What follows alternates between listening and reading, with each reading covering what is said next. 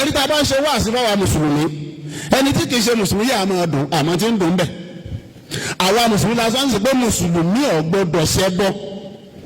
mo rò pé tí ó bá ní ìsìn àwa mùsùlùmí lásán bá a gbọdọ̀ ṣẹbọ ó dà kí ló kan lẹ́bọ sáà ní kẹ́lẹ́bọ ọmọ ṣẹbọ ẹlẹ́bọ ẹ máa ṣẹbọ abọ̀rìṣà ẹ máa bọ̀rìṣà sọ́tún abọ̀gún ẹ bọ̀gún náà eléégún ẹ̀ṣẹ́gún àní ẹ má ṣe ṣùgbọ́n mùsùlùmí ò gbọ́dọ̀ ṣe é gún nínú tí Alhaji Muyideen tó gbé ayé ẹ̀ ṣe nìyẹn pé gbogbo mùsùlùmí ó àgbọ́dọ̀ bọ ọ̀ṣà àgbọ́dọ̀ bọ fá àgbọ́dọ̀ bọ ògún àgbọ́dọ̀ bọ yemọja àgbọ́dọ̀ bọ ayála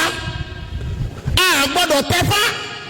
àgbọ́dọ̀ ní èrè ìbejì gbogbo orú àwọn nǹkan wọ̀nyẹn pátá la gbọ́dọ̀ kú òun bẹ̀ pátá gẹ́gẹ́ bí mùsùlùmí wa laqad ba'athna fi kulli ummati rasulan an i'budu Allaha wajtanibu taghut. bó o bá mọ̀ pé ìṣẹ̀ṣe ló ṣe wàá kú òun Islam wàá lọ́dún ìṣẹ̀ṣe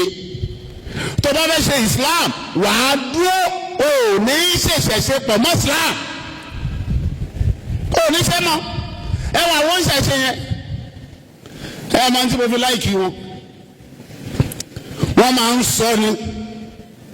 wọ́n ní àwa àìwádùn ẹ̀yìn àfàlẹ̀ ńwádọ̀ wa wọ́n máa ń sọ wọ́n ń sọ àwọn oníṣẹ̀ṣe ń sọ àwọn oníṣẹ̀ṣe yẹn ẹ̀rù ìjọba nìkan ń bà wọ́n tá bá gbé líìsì ń yáàdì ẹ̀rù àbàyìn